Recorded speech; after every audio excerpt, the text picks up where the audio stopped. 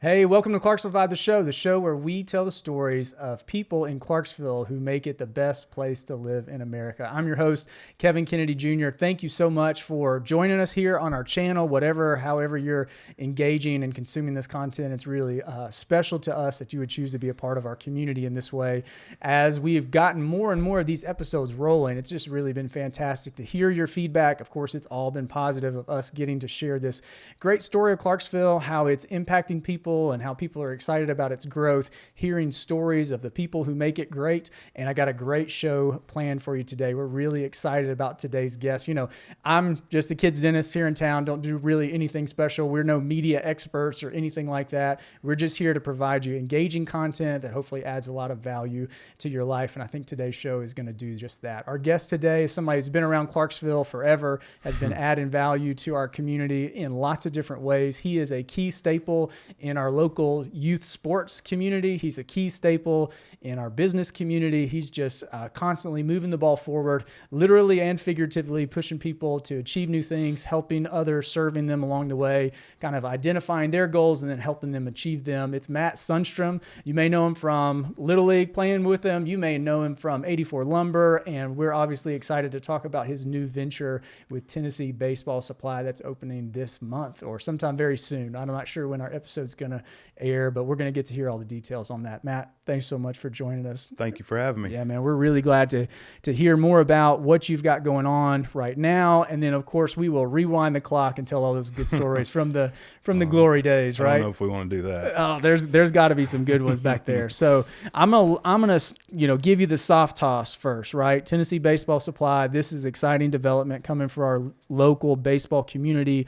I don't even know that I know all that's entailed into it. So tell me, what is the store about, and tell me a little bit about what made you have the decision to go ahead and take the jump forward and do this. I think one thing, any time you're trying to start a new business or a new venture, you try to identify a problem and solve it. And we all kind of ran into a problem, I guess, 12 months or more ago when we found out that Page's Sporting Goods was closing. Yeah. So Page's has been around a long, long time, and it's been a special place to a lot of people in town. Right. I know it was always, like I said before, we talked earlier about just kind of a magical place for a young guy to go, and you're 8 years old, you love baseball, you walk in and there's gloves on the wall, there's bats on the racks, and it's just, it's just cool. Sure. So you go in there, you see where your trophies are made, you see where your name gets engraved on that. I was talking on another episode about Page and Taylor's, and I had this memory after we recorded the other episode, but it's funny how you have very specific random memories. So when I was playing Little League, it may have been about 12 or 13, I remember that Hideo Nomo. You remember that name, the Dodgers pitcher? He had some cleats that came out, and I remember telling my mom back then, you just found out what was coming out from a magazine, but then you could go and find it at this store. And obviously we, as time goes on, that is no longer an opportunity for our kids, but you're obviously filling in the gap with something new. So tell us, kind of where you went from that. So you identified the problem. What's next? It's just putting the ball, having the courage to do it, just to say about that, it's big time. Let's go do it. And but just knowing you're doing it for the right reasons. You're doing it to hopefully serve the community, not necessarily out there to make a buck. It's not about that, but it's about offering a service that my coach along my part-time job, I guess, as a coach, full-time. Those lines get blurred when you're a coach of like, is this part-time? Is this full-time? Really what happens to my real paycheck job?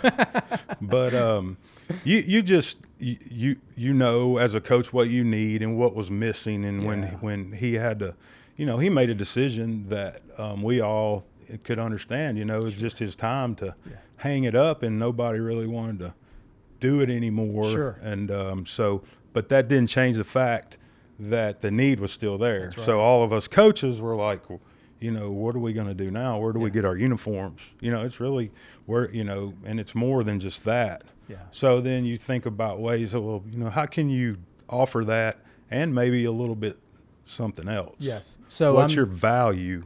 That's a great question. So I'm hearing from you equipment, uniforms, just anything that a baseball player, baseball team might be looking for. That's part of it, and it's going to be instruction, Okay. a lot of hitting instruction. We're offering pitching instruction, and hopefully we'll be offering things that can help players that are maybe on the higher level that have to kind of navigate the recruiting world and talk to coaches.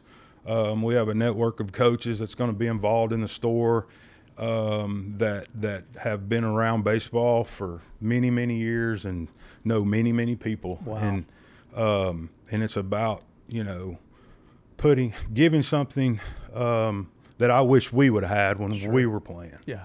Well, I'll be honest. I don't think I had anywhere near the talent to take advantage of something like that. Well, but what I do know is that I played with people who are as talented as kids who grew up playing in Mount Juliet, Murfreesboro, Memphis, you name it, around the state. And they had the talent, they had the size, but it just takes time to develop the whole ecosystem of development that allows these players to really reach their full potential. So I'm excited to hear about the kids who are just coming up in the Little League ranks now who are going to take advantage of this and really take it to the next step. One of the questions that I kind of asked you as we were prepping for this episode of what's some content that you consume that really is transformational to you.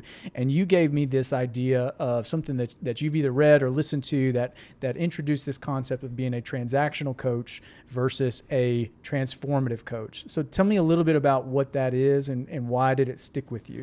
It goes back to a book that I read one off season about a guy who his name was Matt Deggs. He coaches to this day, and it's kind of his story, how he was kind of the name of the book's 15 to 28. So when he was 15, he was this kind of cocky, brash coach who was like winning, and they were winning, and they were good, and he let his ego kind of get the best of him. And 15, and then it talks about his battles with alcohol and how he just thought he was invincible, right? And had no humility. He talks about being humble and grounded, but he got knocked down. Wow. And he was number 15, and he went the book. He went through a lot of struggles, and he realized he had a guy named Tony Robichaux from Louisiana Tech, who's a very well-known coach.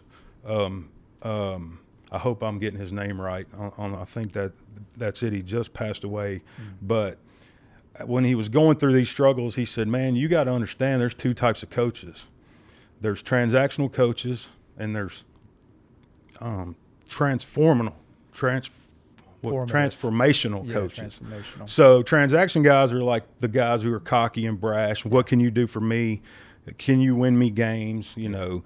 It's all about performance. Their love is like conditional, right? So he talked about unconditional love, and he became famous for a press conference he had after a super regional, and it was after he'd been through all this and wrote this book. But anyway, he changed his number to 28, so 15 to 28. But he talked about a transformative coach changes lives.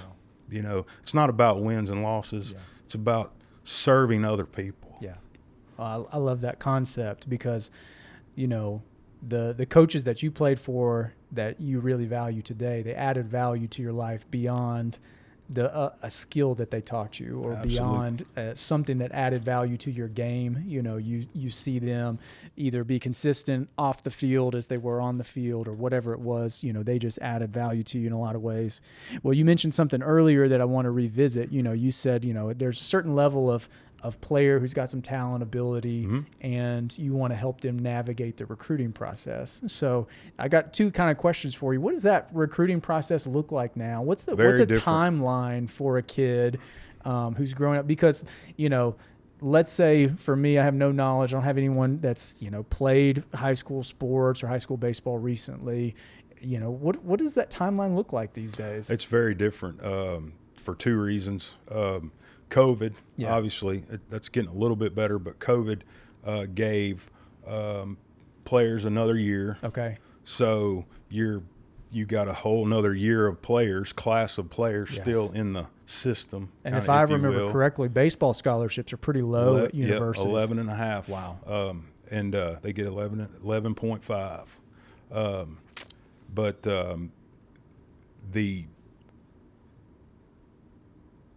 I forgot. I lost my train of thought. as we're talking about recruiting a little bit, what are some things that you would come alongside a kid and say, hey, here's some things that we're going to work on with you? Is that getting exposure, or is that connecting with people? Is it it's understanding video? It's a little bit of putting yourself recruiting budgets now are kind of limited, so you got to do a lot to present yourself. Okay.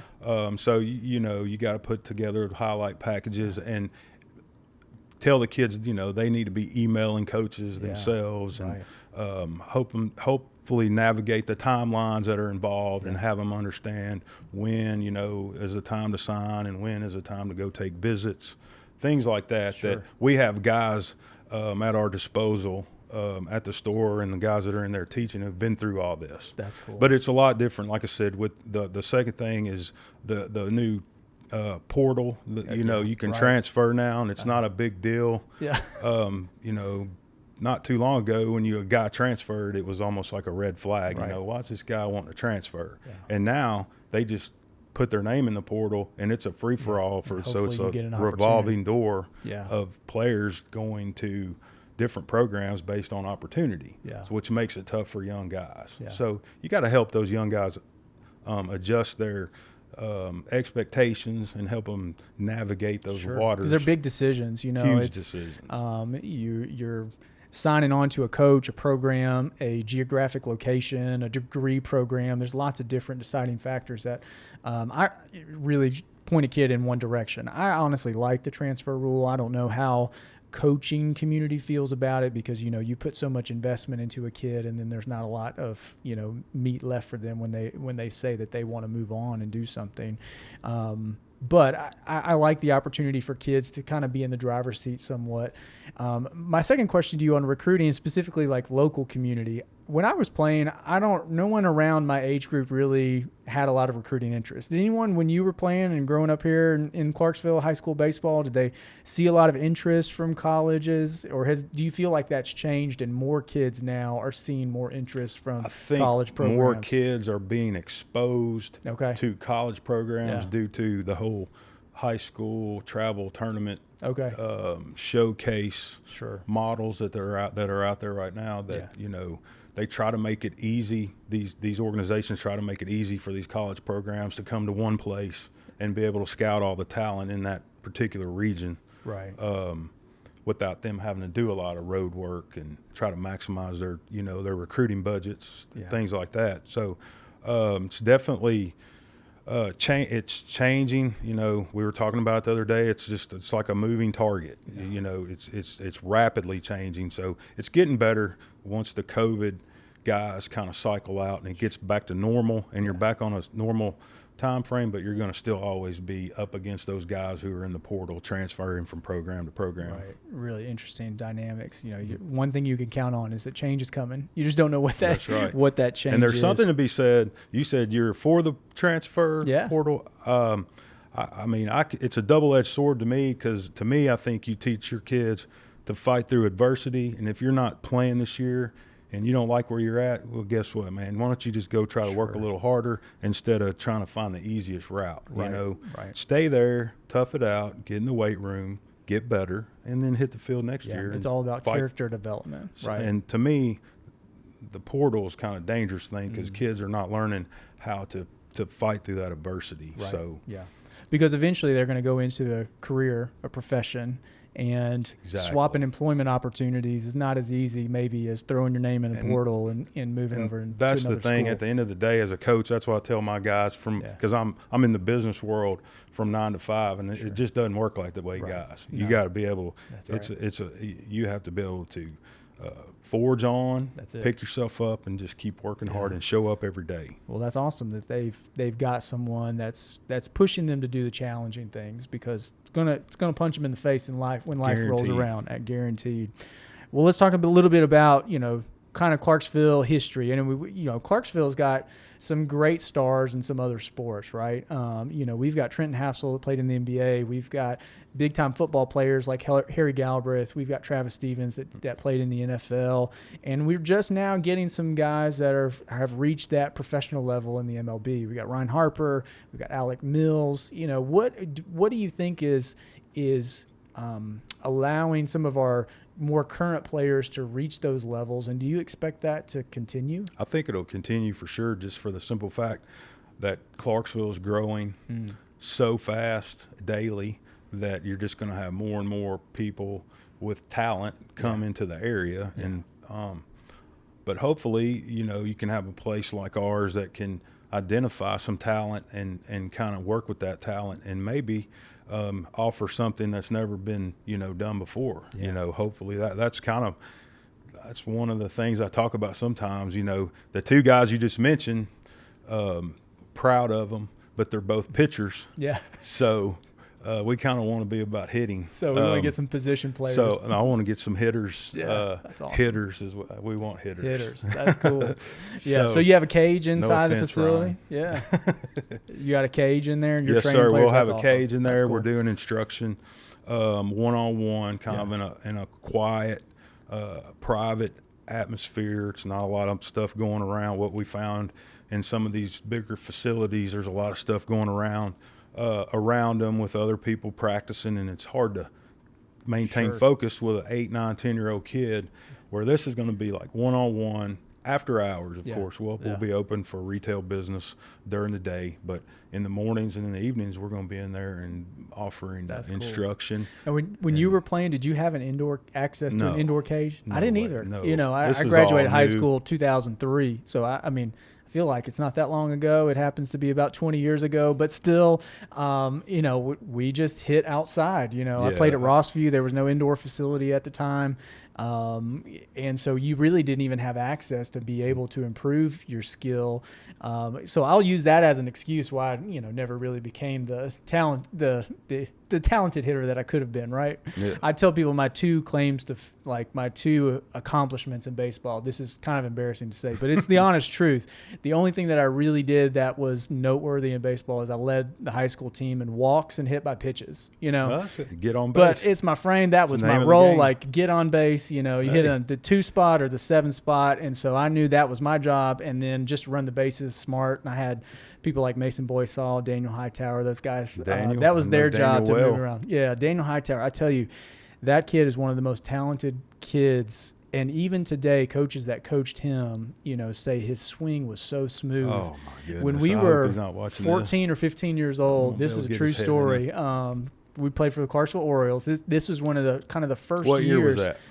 We did 98, 99. Okay. It was one of the first years that they did right out of Little League. We moved in. So Mason's older brother, Miller, had grown up playing in the Orioles. And so Mike, Mason's dad, allowed us to start playing the Orioles when we were 13. So we might have been 14 this year.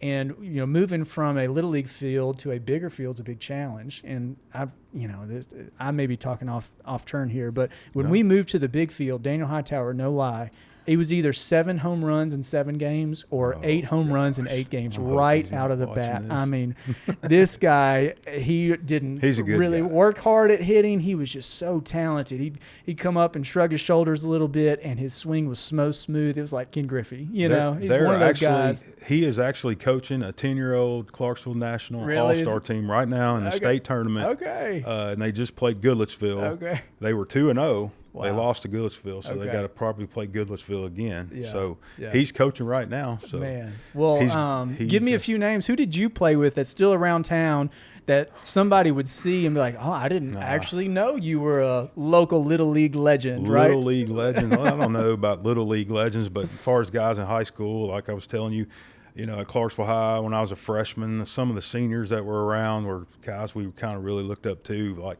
Cal McKay, who's he's an engineer, guys like Horace Hagee, so everybody knows Horace and Horace Slick Senior and Norris, and everybody knows a Hagee. So that's right. he was Jerry Albright, guy who's a farmer, farms a family farm, and could really throw it, and you just really looked up to those guys. John Lakowitz is a name. Okay. Who owns his own hardwood flooring company and works for one of my builders, Rita Home Builders. He works with them. And let's see, who else? As we, guys like, you mean legend, like Little League legends. There's a name, Frankie Wood, that I don't know if you ever heard of. Have you ever heard of him? Guys my age will know who Frankie Wood is. There was like always a urban legend, like at Barksdale, that on the one field it was configured a little differently. That he hit a ball so far, it went on. At one time it hit the roof, and then it was over the roof, and then that kind of deal. The urban legend. So Frankie Wood. Good football player too. He was a good quarterback. I've got my own little probably urban 80s, legend. late 80s. That's awesome. So I don't know if this is actually true, but this is the story that I tell people now. So, we graduated high school 2003. I think Miller, Boysaw finished 98, 99. By the way, Miller works for Tennessee baseball squad. Oh, does he? Great. He's an outside sales rep for us. We'll pump him up a little bit, right? We'll add coaches. to his legend, right? So he played baseball at high school. He played on a great team. They went to the state tournament. It was one of the first teams that really made it to the state tournament. Dustin Smith played for that team. I think Brad Fields played for that team. Well, the legend was, when you're a little kid watching your big brother play, you're always around the batting cage goofing off, doing whatever. So we were watching Miller play one time, and he's right-handed, and he hits the ball, and at Northeast, hitting a home run in left field's impressive, great. He hit it over the street where you pull into it, and I mean that is just one of the things I thought. Player. Whoa, this is something. What else, year was that? It had to be 98, 97, so 98 or 99. So we were a few years behind him, just goofing off, but. I don't know if it actually happened, but we tell the story that Miller hit it over the street, and so he may have the longest home run in Northeast high school history. So if he doesn't, we'll just tell him he does. He'll enjoy that, right? That's awesome.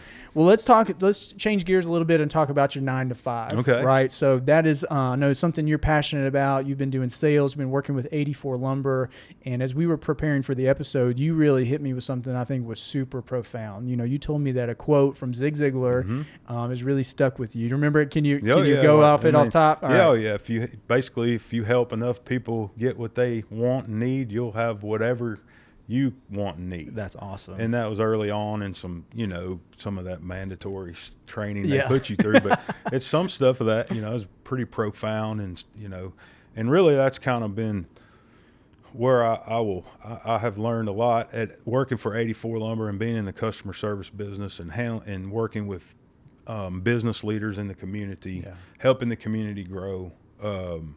You develop a love for your town and your community. You see it grow. You see the changes, and you get to work around a lot of guys who are inspirational, and set a high bar for you to want to be like. You want to, the guys that you work with and work for are guys hopefully that you look up to and you respect. Sure. And that's and I've always had that desire to kind of a entrepreneurial spirit a little bit with being in sales and wanting to have a little something of my own, because the guys I work with every day, they set that bar, and they're prominent people in the community that give back. Sure. And it's not all about like I said earlier, trying to make a buck. It's about giving back to your community that you care about, and especially in that industry, because when someone is purchasing a home, they're investing their family's life, an extended period of time, into this product that they've built. And I was talking to Mr. Riggins, who does a flooring business here in town, and he said something really profound to me. You're like I am, Clarksville native. You have to stand on your name. And he said, I can't afford to rip people off. Right. And that stuck with me for a long time. And home builders are the same way. Right. As soon as they cut some corners that they didn't have to do, or as soon as they shortchanged someone or weren't honest and ethical with them, their next neighborhood, their next round of houses, they may not have the same success. And so, I've got a lot of respect for the home building community. They take some risk, they swallow some big projects and are our community needs it, because if they're not taking risk to keep moving the ball forward, then we don't have opportunity for new kids to come in and play Little League baseball and take advantage of the services that you got, because the homes are not available. You know, the last couple of years has been a little tricky, I'm sure, but one thing we know is that if the homes are not available and they're not desirable, they're not priced the way that people can access them, then we don't get to experience the blessings of all the newcomers who are coming in and adding value to our community in lots of cool ways. Well, that's great. I'm glad you shared that about Zig Ziglar. So I got a story about Zig Ziglar that's kind of funny. So, you know, when you're 13 or 14 years old, you know, you kind of got a smart mouth with your parents, right? Yes. So my dad is somewhat of a salesman. He's an attorney, but everything is sales, right? And so my punishment as a teenager for a smart mouth was he would get a little jukebox, you know, like one of those things you put on your shoulder, and he'd put a Zig Ziglar tape in there and make me listen to it while I was getting ready for school. And so he would, if it wasn't loud enough, he'd be hollering at me from downstairs, "I don't hear it. Turn on the Zig," you know. And so if you know my dad, that's 100% honest truth. So I've probably had more consumed Zig Ziglar content than a lot of teenagers, but it's powerful stuff. I go back and listen to it now. I'm like, man, I'm glad he made me listen to it. I don't know that I was really paying attention to it now, but you know, I think the fruits of it are really powerful if you allow it to change yourself. I know you've felt that too. So we talked a little bit about the growth of Clarksville. You're seeing that in new ways. You're seeing new families come in that can, you know, kind of be a part of the baseball community, but you're seeing on the business side of things, the side of that from the home builders community. What are you excited about in terms of the growth of Clarksville that you think natives like us are going to get to enjoy as we continue to grow? I mean, opportunity to be around just more people and people that aren't necessarily from where we're used to, where we've grown up. Prime example, our next door neighbors just moved here about a year ago from L.A. Okay. So, you know, here's this guy moving in, and now we're neighbors. Yeah. And, you know, and I'm fascinated by that move. That's I ask them all the time, you know, are you having culture shock? How is it? And they just love it. Right. So you're around these people. There's a reason why they're coming here. I mean, it's more than, I mean, there's a lot of reasons, but there's the one of the biggest reasons is just, you know, how our community,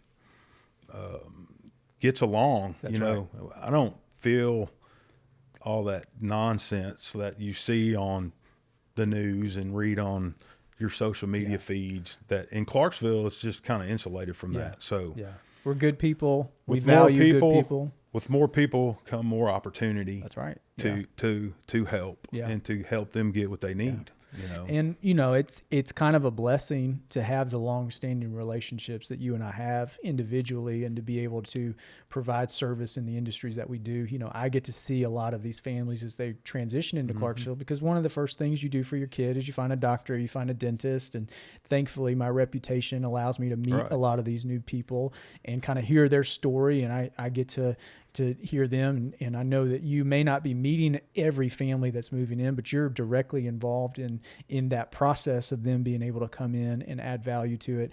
And I can think of a handful of people that I've met who are really adding value in lots of unique ways. You know, a friend of mine just moved here from Monterey, California. His gift was logistics of operating a city in Parks and Rec, you know, and so that's what he did there in California.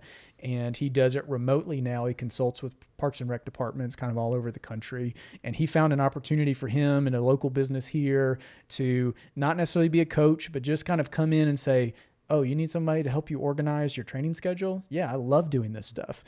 I don't really like to coach. I mean, I can coach. I'm decent at it. But what I love to do is coordinate these schedules and coordinate the signups. And that's not what all of us love to do, right? And so, you know, we're just, you know, more people, more benefit to the community. I think it's, you know, it's something that we can be really proud of and embrace people because they're bringing gifts that they can add value to our community. And I think there's lots of things that they're going to enjoy too. You know, we've got cool traditions here that they can be a part of. That's another word that I think about a lot, like value, like, they add value to the community, but what kind of value can you add? Anybody can buy a bat for one price and turn around and sell it for another. Yeah. That's not okay, anybody can do that, but what can you do to add value to that? Yeah. You know, and hopefully that's where we will excel. That's our mission, to add value to everything we do. We don't ever, you know, you don't necessarily ever want to be the cheapest. Sure. But you want to be competitive, but you want to have to add value. And that's the one thing I've learned at the 9 to 5 with 84 for all these years is you have to add value. And like we said earlier, if you're going to do it for 18, I've been there 22 years. If you're going to do it for 22 years, you don't do it because you rip people off. That's or right. Like the builders don't build for 22 years because they build a bad product. That's right. You know, and the guys that I work with have all built for 20 plus years in this community. And they're very highly regarded. So, and like I said, they've always been an inspiration to me. Yeah. Well, hopefully this is a fun question for you. You know, you brought up the topic of, once again, kind of sourcing equipment for baseball players. What's kind of the hot thing that people are trying to get that's hard to find right now? DeMarini Voodoo 1. I don't even know what that means. -3. Okay, so -3 bat. That -3 means that it's 3 ounces lighter than the length. So, but BB core is what the high school guys have to swing. Okay. And the DeMarini Voodoo 1 is like, I mean, I could order 200 bats today and sell them tomorrow probably. Wow. It's that. I mean, they're on allocation. Okay. Which means there's way more demand than supply. Yeah. So therefore they have to allocate to their vendors who they deem get the most. So when I first opened, we first got our accounts opened back in November, I wasn't on the allocation list. So he wanted us to see what we could do. He wanted us to prove ourselves a little bit with some glove sales and with uniform sales. Yeah. And we did it. We did great. That's awesome. And then now, so we're on the list now for allocation. So they're coming. The Voodoo ones are coming. All right. Yeah. So that's the Voodoo one. Then you got the DeMarini Goods, which is the same thing, BB core.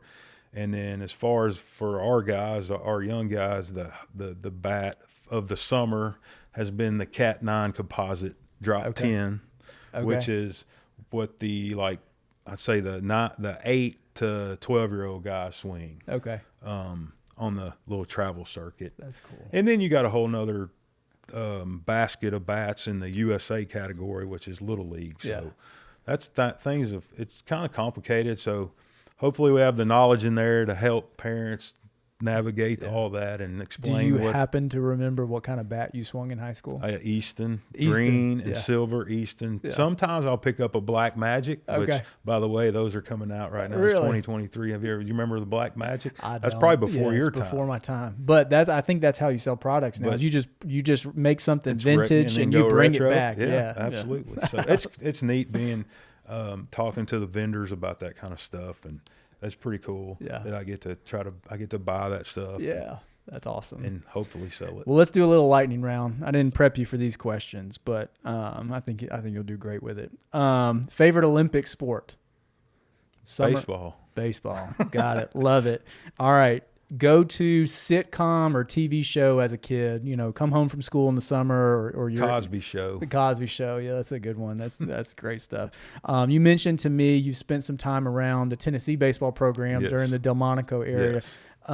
Any favorite players? Todd Helton. 100%. Should be in the Hall of Fame right now. That's awesome. It's a travesty he's not already. Yeah. That's great.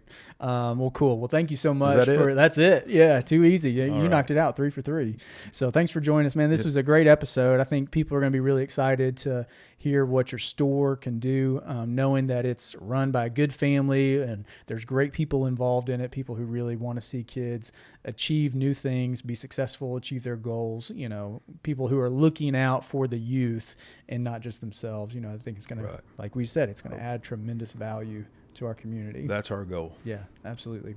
Well, hey, thank you so much for making it to the end of our episode. We would really appreciate it if you take some kind of interaction, just like, subscribe, share it with somebody, hit copy link, text it to somebody, that knows Matt, and let them in on the good interview that he gave us today. Thank you so much for joining. We're just sharing that positive message of Clarksville and telling the stories of people like Matt who are adding value to our community and making it the great place to live that it is. Thanks so much. We'll catch you next time.